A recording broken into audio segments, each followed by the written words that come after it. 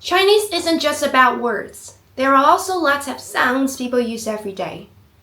Let's learn a few today. 晚上一起吃饭。It simply means yes. You can also say 好的，可以。Wow! Wow! it's very similar to wow. Haha. Online, people often type haha. In real life, we usually just laugh instead. 呵呵，我终于减肥成功了。呵呵。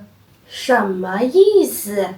Don't use haha unless you know what you're really doing. 哎呀，啦啦啦！哎呀，我的腰。Sometimes these little sounds make you sound much more natural. Thanks for watching.